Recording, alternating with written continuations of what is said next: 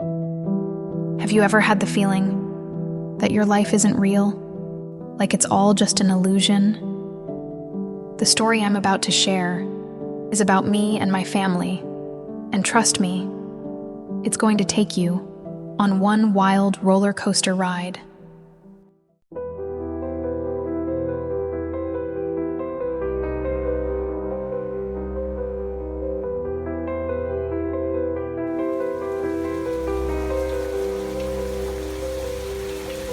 My brother Kyle and I were born and raised in the bustling city of Chicago. We were an ordinary family, as far as anyone could tell. Yet, there was something peculiar about our family history, particularly our father's. Growing up, I had always been curious about his past, especially about his parents, but he never spoke a word about them. It was as if they didn't exist. Sometimes I would catch Dad, staring off into the distance, a look of sorrow hidden deep in his eyes, but he would quickly brush it off, returning to his usual cheerful self. I always knew there was something he was keeping from us, but I never had the courage to ask. Kyle and I were lounging on the couch one morning, binge-watching our favorite TV show, when the doorbell rang. I hopped up and rushed to get the mail. In the usual stack of bills and ads was a single, ominous envelope addressed to our dad. Without giving it much thought, I handed it over to him. Dad tore it open, and as he read the letter, his face went pale. His usual calm demeanor vanished, replaced by a torrent of emotions that flickered across his face. Confusion, sorrow, and something else I couldn't quite place. He said nothing. My mom, sensing something was wrong, leaned over and glanced at the letter in his hands. Her reaction was immediate. She gasped, covering her mouth with her hand, whispering, "Oh my God, I'm so sorry." Kyle and I exchanged worried glances, utterly confused. What could this letter possibly say? Just as I was about to ask, Dad crumpled the paper into a tight ball and tossed it into the trash can. Without a word, he stormed out of the house. Mom followed him out, leaving Kyle and me in a thick cloud of confusion and silence. We stared at the door for a moment, unsure of what had just happened. My heart raced, and my curiosity burned even brighter. Something in that letter had shaken our parents deeply, and I had to know what it was. "Kyle, we have to see what that was," I said, my voice barely above a whisper. Kyle raised an eyebrow. "You're not seriously thinking about going through the trash, are you? Do you have a better idea?" I shot back, already making my way over to the crumpled letter. With trembling hands, I reached into the trash can and pulled it out, carefully smoothing the creases. Kyle joined me, his curiosity piqued. The letter wasn't long, but the words hit hard.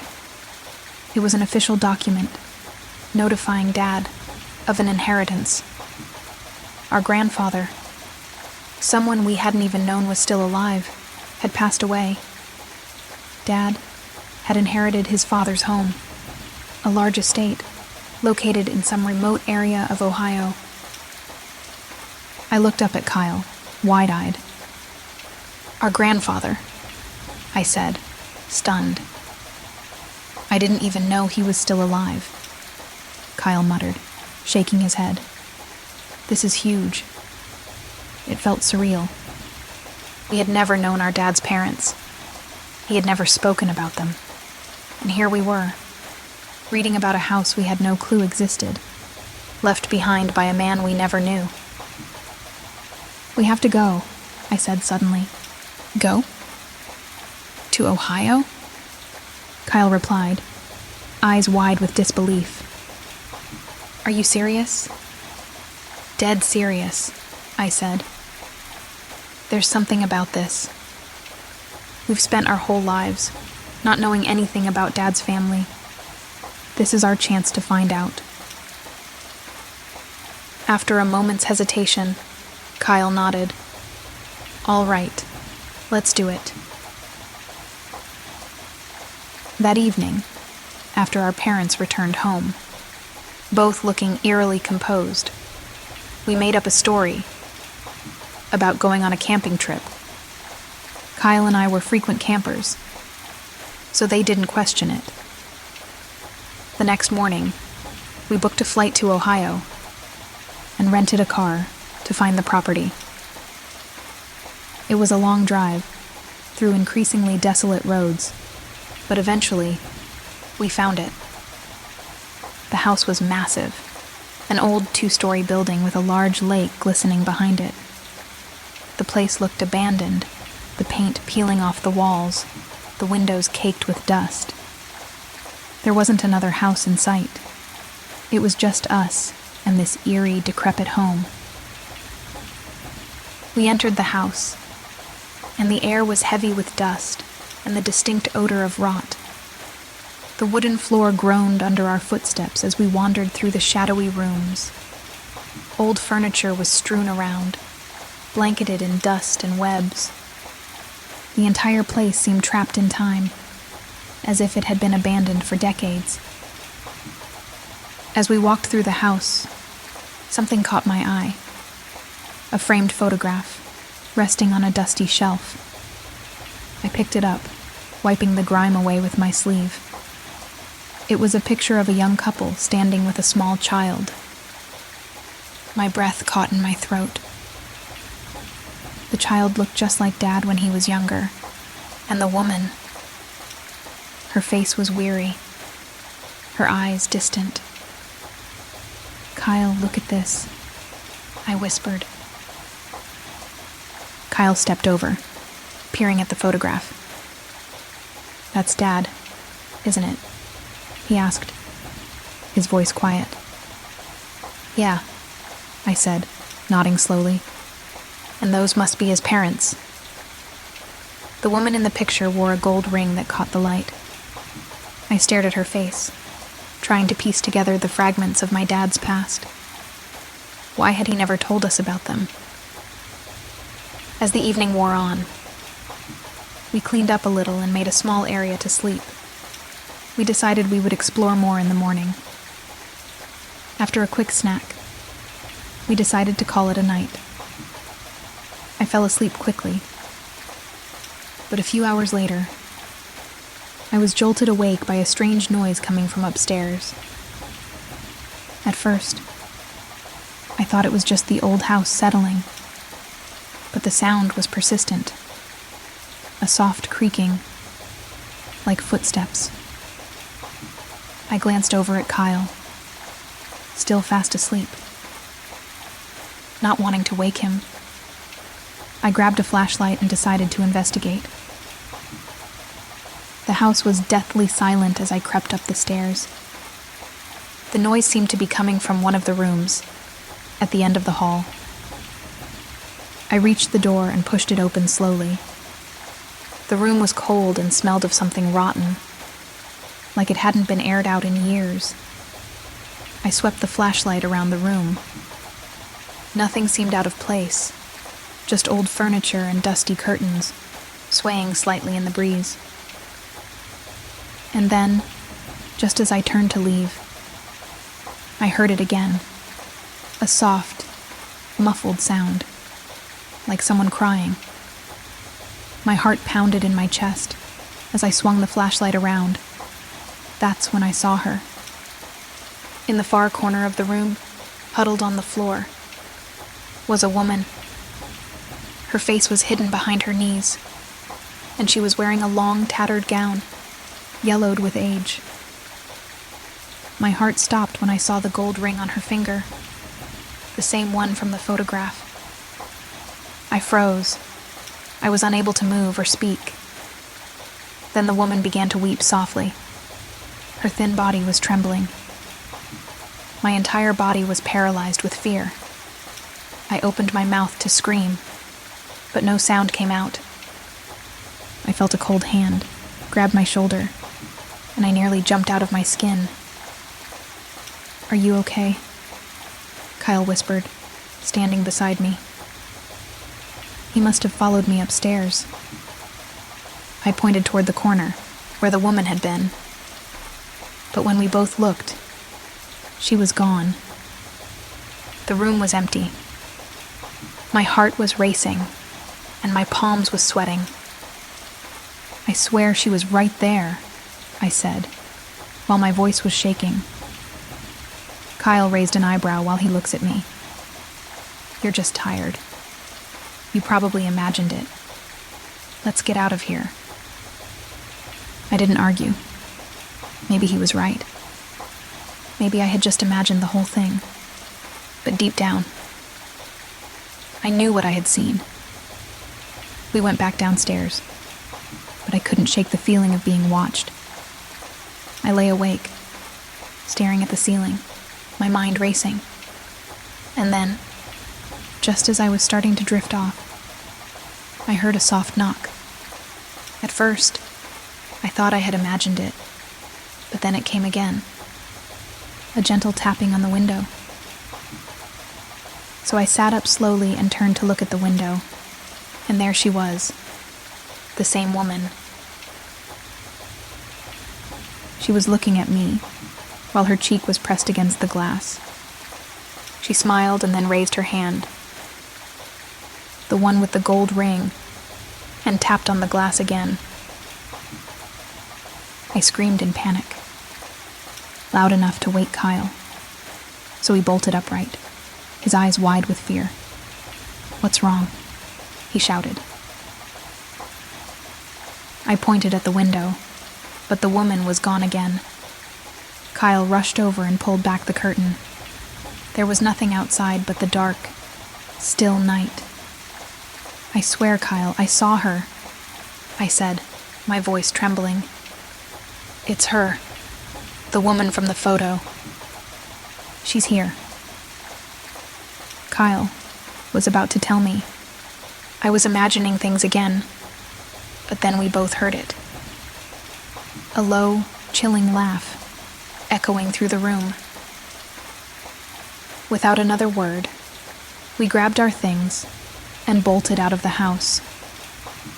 We didn't stop until we were in the car, speeding down the empty road, away from that cursed place. The next morning, we called our parents. Dad was furious when he found out where we had been, but he told us to stay put. They were coming to get us. When they arrived, Dad's face was pale, his eyes filled with a sorrow I had never seen before. On the drive back, Dad finally opened up about the truth he had kept buried for so long, his voice low and heavy. Mom was sitting in the front passenger seat, her hand resting gently on his shoulder as he spoke. The words came out slowly, as if they weighed on him with every breath. Our grandfather had killed our grandmother, brutally. He chopped her into pieces and hid her remains in the house, in the bedroom upstairs, where Kyle and I had slept, just the night before. I felt my heart clench.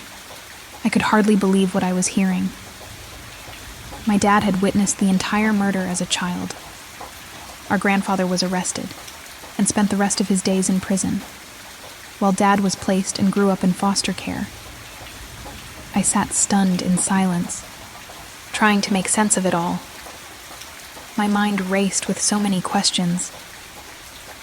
What did my grandma do to deserve such brutality? Was her body ever found? The woman Kyle and I had seen in the house, she was our grandmother. But why? What does she want? As Dad continued talking, I could tell this was tearing him apart to relive. There's a family photo in the house, I said quietly, breaking the silence. Is that them? Dad nodded slowly. Yes, son. That's them. I hesitated. I was unsure if I should push further, but the question escaped me before I could stop it. How come? Dad cut me off before I could finish. They weren't good people, son. I sat down quietly for a second. But what about Grandma? I asked softly, hoping there was something good to cling to. While I sat in the back seat, I could see half his face from the rearview mirror. Tears welled up in his eyes, and for the first time, I saw him truly vulnerable. His voice cracked as he spoke again. She wasn't always like that. He choked out, tears on his cheeks. But there are things about her, things I don't wish to remember. In fact, I'd prefer if we just forgot about her, he added, while wiping his tears with his sleeve. The weight of his words hung heavy in the air, and I realized just how much pain he had carried all these years. But what could she have done to my dad for him to not want to remember her anymore? More questions. But this time, I held my tongue. I couldn't bear to see him like this. I said gently, "It's okay, Dad. You don't have to." I rolled down the window, letting the wind rush against my face. I thought about everything Dad had been through, about why he had always been so guarded when it came to his family. Now, it all made sense. As we drove away from Ohio, the atmosphere in the car was heavy. No one spoke for a long time. Dad's confession had left Kyle and me reeling, our minds struggling to process the reality of what we had witnessed and what we had just learned. The image of the ghostly woman still haunted me. Her eyes and unsettling smile burned into my memory. I kept glancing out of the window, half expecting to see her figure trailing behind us. But all I saw were the endless stretches of road. Mom tried to break the tension. "We'll be home soon," she said softly, though her voice sounded as strained as the rest of us felt.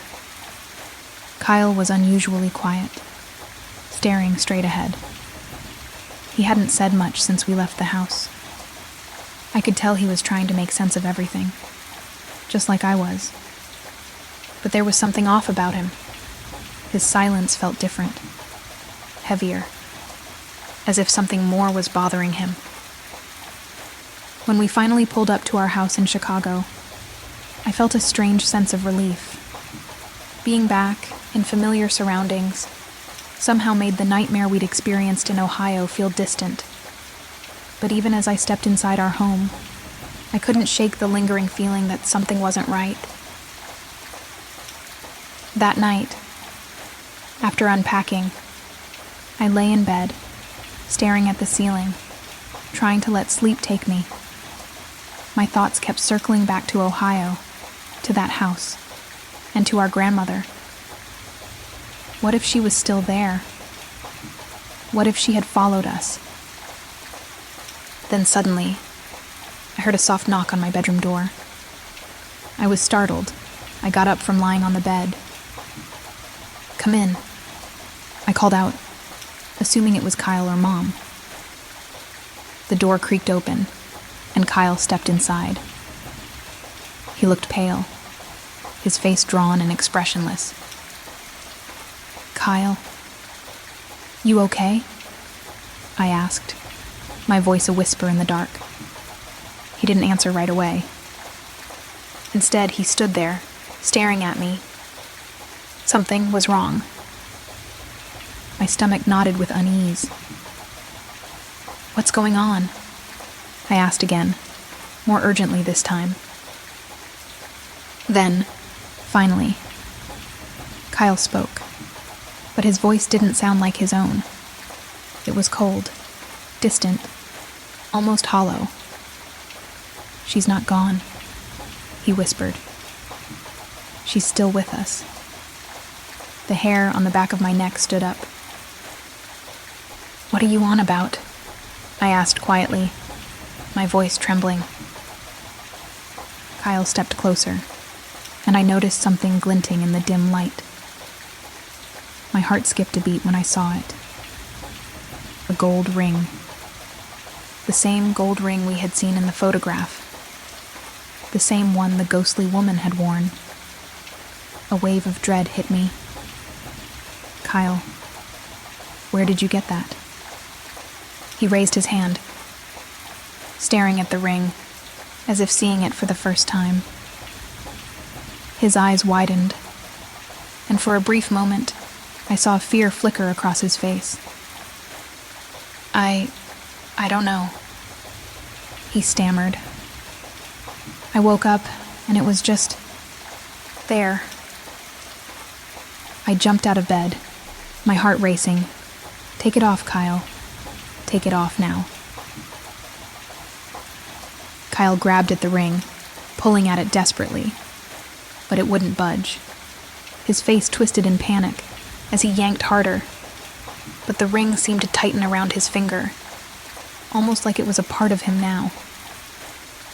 "I can't," he shouted, his voice breaking. "I can't get it off.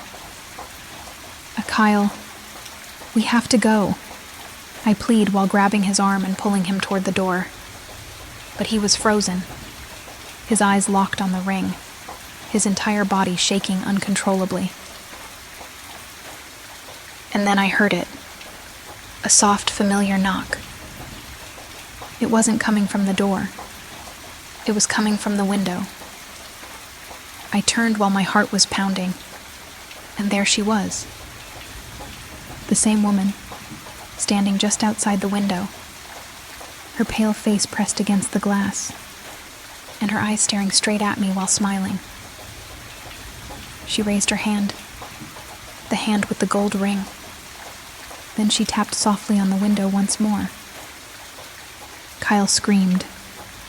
I grabbed him by the shoulders, shaking him violently, trying to snap him out of whatever trance he was in. "Kyle, we have to get out of here." But his eyes were wide and glazed over, his lips trembling as he stared at the woman outside. I turned my head towards the door, then looked back at Kyle for not even a second. Now she's grasping Kyle's wrist. I screamed, pulling him away with all my strength, but it was like she had an iron grip on him. Kyle's body went limp, and his eyes rolled back in his head as she pulled him closer to the window. I was screaming so loudly for help. "Mom, Dad, help please." My heart was racing in panic, while I fought to hold on to Kyle. Suddenly, the door burst open, and there stood Mom. Her face was filled with worry. I looked around, realizing I was completely alone in the room. My body was drenched in sweat, and my chest heaving as I struggled to catch my breath. "It's okay, sweetheart," Mom said, stepping toward me. "You're all right." It took me a few seconds to register what was happening. I wasn't in the house in Ohio. I was in my own bedroom, back in Chicago. The terrifying events that had unfolded were just a nightmare, but it had felt so real. Kyle being dragged through the window, the ghostly woman, the ring. I could still feel the cold sweat on my skin. Then Dad walked in next. He's a little exasperated, maybe from being woken up. "What's going on, bud? What happened?" I stammered. Still trying to make sense of it all. "I thought she took him. That woman. The house." Mom sat on the edge of my bed. She brushed the damp hair away from my forehead. "It was just a bad dream," she said softly, her voice soothing. "You're safe. You're home." It felt so real, I whispered, my voice shaking. Kyle was with me and... Dad cut me off, his voice calm but firm. "It was just a nightmare, son. You're okay?" I nodded, still shaken, but their reassurance slowly brought me back to reality. They stayed with me until I calmed down, telling me again and again that it was all in my head. Eventually, I lay back down, exhausted from the ordeal, and fell into a deep, dreamless sleep. The next morning, I woke up feeling disoriented but relieved. The nightmare still lingered in the back of my mind, but the daylight helped chase away the lingering fear. I could hear the sounds of breakfast being made in the kitchen. I made my way downstairs to join my parents at the table. Mom was pouring coffee, and Dad was reading the newspaper. I sat down and I glanced around the table. Something felt off, though I couldn't quite put my finger on it. "Where's Kyle?"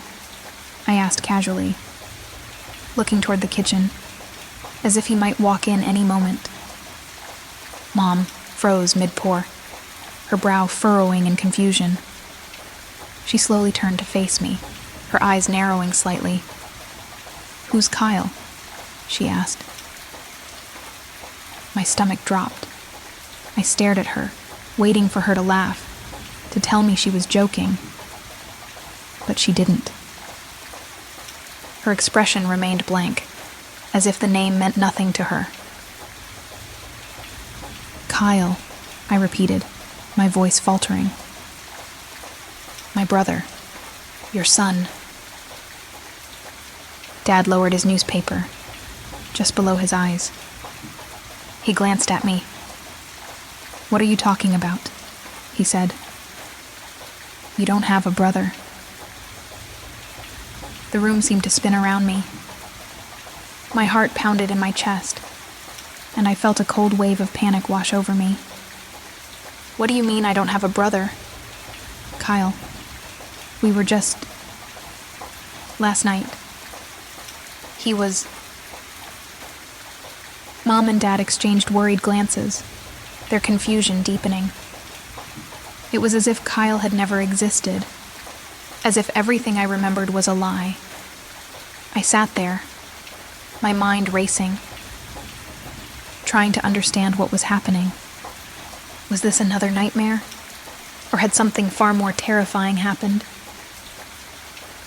Panic surged through me, and I shot up from the table, knocking my chair back with a loud thud. The force of my movement sent Mom's coffee spilling across the table. "Hey, are you okay?" Mom asked, bending down to grab the mug. I didn't answer. My heart was racing, and I needed to get away. Without a word, I rushed to the spare bathroom downstairs. Once inside, I locked the door behind me. My hands were trembling, my breath shaky. I was confused, overwhelmed. I couldn't hold back the tears. What is happening? I thought to myself. I turned on the faucet, splashing cold water on my face, trying to calm down, to think clearly. As I wiped my face, something caught my eye. A flash of gold on my hand. I froze. The ring. The same ring the woman in the house had been wearing. It was on my finger. I felt my breath hitch as a knock sounded at the bathroom door. "Are you all right in there?" Mom's voice came through, filled with concern. I couldn't respond. My mind was spinning. Kyle. He had been wearing the ring last night, too. Is that why they couldn't remember him? Frantically, I tugged at the ring, trying to pull it off. It wouldn't budge. My pulse quickened, and I yanked harder, but it felt like it was stuck, like it was part of me. "Hey, buddy, what's going on in there?" Dad called from outside, jiggling the doorknob. Both of them were knocking now, their voices muffled but growing more urgent. The sound of their knocking grew louder, each knock thundering in my ears, echoing off the walls, drowning out everything else. My vision blurred, the room spinning around me. I felt lightheaded, like I was about to lose consciousness. And then, suddenly, it all stopped. The knocking, the voices, everything went dead silent. Somehow, I wasn't sure why the fear had suddenly drained from me. The pounding in my chest had been replaced by an unexpected calm, a strange sense of peace. It felt odd, unsettling even. I glanced in the mirror one last time. Everything seemed normal. I told myself it was fine and stepped out of the bathroom. I walked back into the kitchen. I saw Kyle sitting in his usual spot, at the dining table. Dad was there too, reading the newspaper, sipping his coffee. The smell of bacon, sizzling on the stove, filled the air. Mom was at her usual place every morning, making breakfast. That day still lingers in my memory, strangely vivid. I remember Mom greeting me, with her usual cheerful, morning honey, smiling warmly as she always did. Dad glanced over his glasses and gave me his usual, "Hey, bud," nodding as he took another sip of coffee. I replied with a good morning to everyone, which was out of character for me. It wasn't something I typically did. Kyle, his mouth full of food, looked up and asked, "What's up with you?" Even now, I don't know what happened that day. I'm not sure if it was a daymare, a nightmare while awake, or if it was something like hypnagogia, or maybe it was something else entirely. I'm just relieved that everyone is here. Still, there's this nagging feeling, deep inside me. I can't quite figure it out, but it feels like this isn't really my life. And the gold ring, I still wear it. For some reason, I just can't seem to take it off or part with it.